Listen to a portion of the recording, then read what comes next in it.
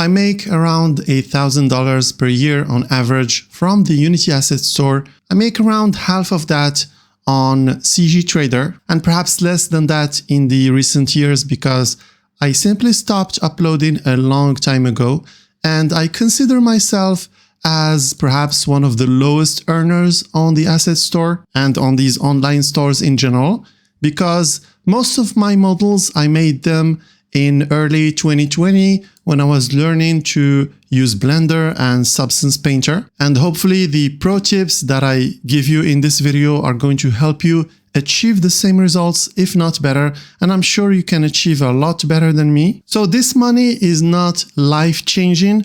It's nice to buy a nice dinner from time to time, or pay for Unity assets, or a subscription to Cloud Code or Netflix or Dropbox. I used to sell 2D assets, especially character sprites, and this is my page on gamedevmarket.net. So I made a little bit of money here, and then I transitioned to 3D art, and then I made a lot more money. And you could underestimate these sprites, and you could say, hey, this is too small. If I earn like $50 every 3 months, is it worth it? But in fact, some of these sprites have brought me a lot of client work, and in some projects where I made like dozens of thousands of dollars. So it was completely worth it for me. These assets here are going to bring you some side income, but if your goal is to actually work with people, and I have another video on freelancing, then this doubles as your portfolio. So someone can buy a cheap asset from you, and then they can go through it, and if they like your work, they can contact you. And perhaps in my freelancing video, I went a little bit too fast over this aspect of contacting clients and all that stuff.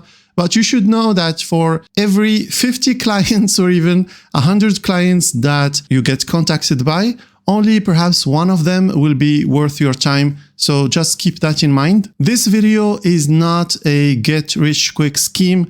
You gotta work for this to happen. If you don't do the work, none of this is going to happen for you. So you have to be committed for this to work. And the first commitment that you have to make is to watch this video and dig into it. I'm not going to format this video to be entertaining for you. If you think I care about YouTube, then you're mistaken.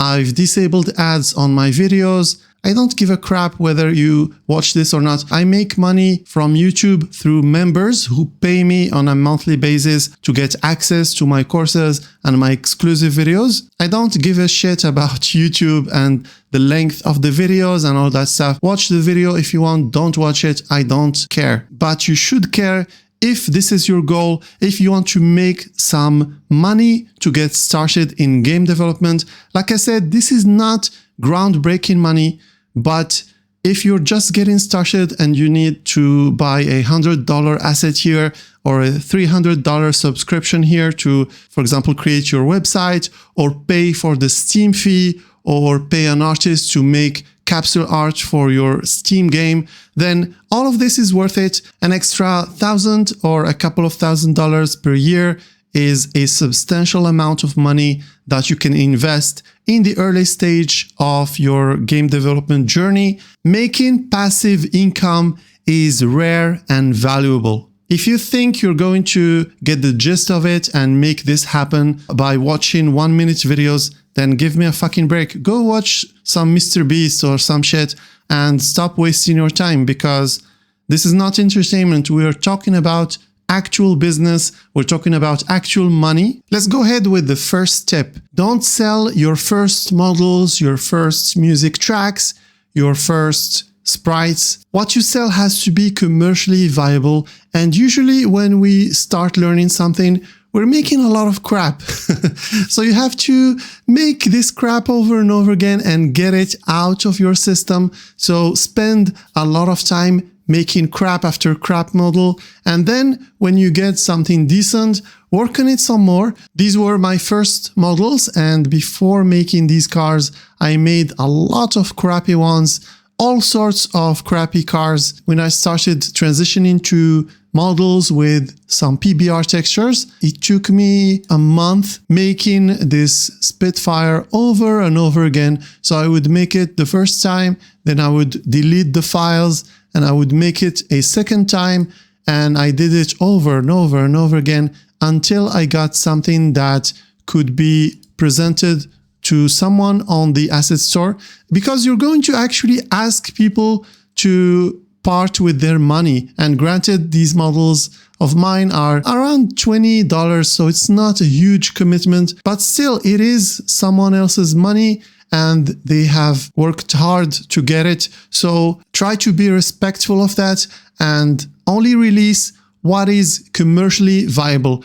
Go to the asset store, compare your work with other people. For example, if we're aiming for this low poly art style, then can I achieve this level of quality in a reasonable time? You can hyper focus on some given models, for example, cars, for example, weapons or something. Just do it over and over again until you get all the crappy iterations of your models out of your system, and you will get enough experience to start making some actually decent models. It will not take you long. Perhaps it will take you a month, perhaps 3 months. It all depends on your level of commitment. On the Unity Asset Store, it seems that the models that are selling the most are these model packs. So for example, here we have an asset pack of a lot of characters in a similar style. So if you're making something stylized like this, I mean, you have to think like someone who's going to buy this. If I buy like one character, is it going to fit with the other models that I have in my game? And most of the time, the answer is no. This could work if you're making some realistic models. For example, if you're selling a model of, let's say, a table or a gaming chair or something like that, then perhaps, yeah, the people who are buying it could match it with something else. But something highly stylized like this, you will hardly find models that match this exact style. So a good strategy for this publisher is to put a lot of these models in the same pack and sell them all at once. That way, the people who purchase them get a lot of models with a matching style, and bonus points if you can make several of these packs. So when people buy one of your packs, they can buy something else. So this is a good strategy that I saw a lot of people do. And this obviously works for environments. So here we have an environment with a lot of stylized models. And I see here one of my favorite publishers, Sisk Games or Six Games. So he or they are making these beautiful models in a very stylized way. And as you can see here, they're not selling an individual car.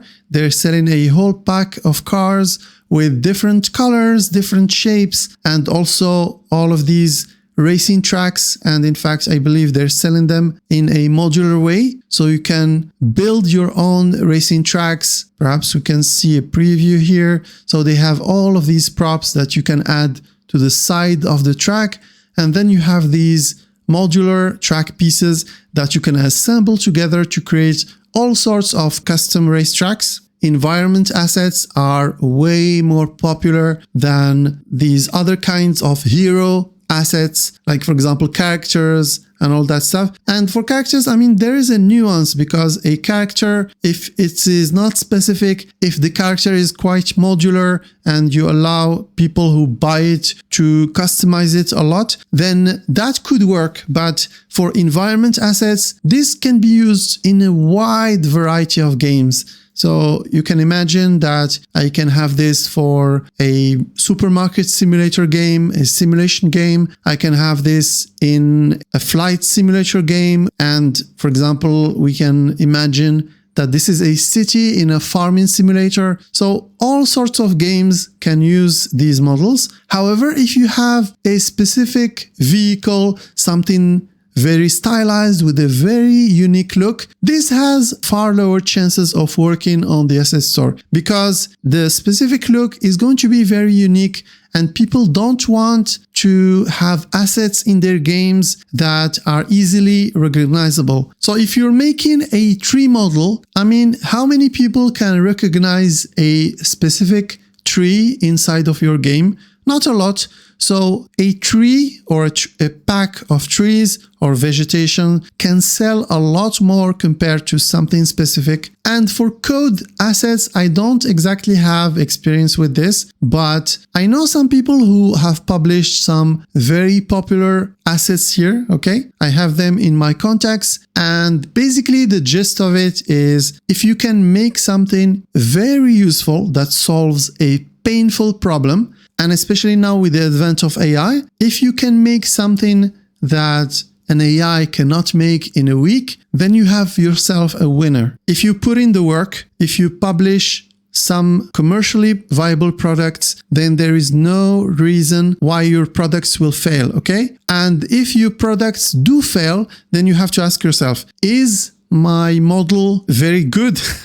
In fact, I mean, really amazing models that are really unique, those are the ones who fail because it's going to take you a lot of time to make them, and they're going to be so specific that if someone is using it in their game, it's going to be very, very noticeable. So you can imagine that it is about, for example, a monster, a specific monster, like the monster in the game Choo Choo Charles. So if I took that Choo Choo Charles character, if I take this exact model, this like spider combined with a train, and if I put it in my game, of course, people are going to say, hey, this is the monster from Choo Choo Charles. So this model can take you 200 hours to make, and it could take you an insane amount to rig it and animate it. But at the end of the day, it's not going to generate you a lot of income. However, a simple environment model, something low poly, a low poly environment like this is going to take you way less time compared to that very specific character, and it will generate you a lot more revenue, hopefully. Otherwise, you have to keep in mind that this is a market, so a lot of market research is required if you want to succeed here, okay? What I'm saying in this video is perhaps just the beginning of your journey. My video here is some general guidelines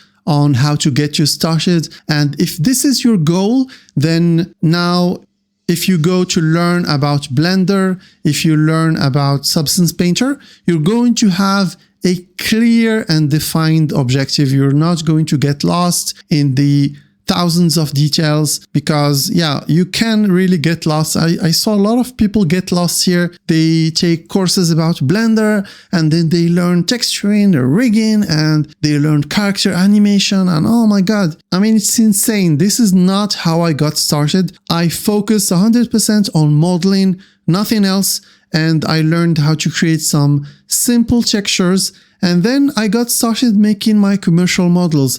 It was as simple as that. And like you saw in my page, I haven't turned this into a business, but I could have and I can in the future. So I'm planning some model packs in the future, and I'm going to apply the advice that I'm giving you here in my video. So yeah, who knows, maybe this will be a business opportunity for me and for you too. If you do apply this advice, if you do make money, even if it's your first $10 from the Unity Asset Store or something, then please share that experience with me. First, I will be happy for you. And then second, yeah, it's good to know that this video has changed someone's life and has made someone a viable business, that at least it can be a side income that you can use to buy yourself a nice dinner from time to time, or pay for the costs of game development, like having a Dropbox account or something like that. So thank you for watching. I hope you took a lot of value from this video, and see you in the next one.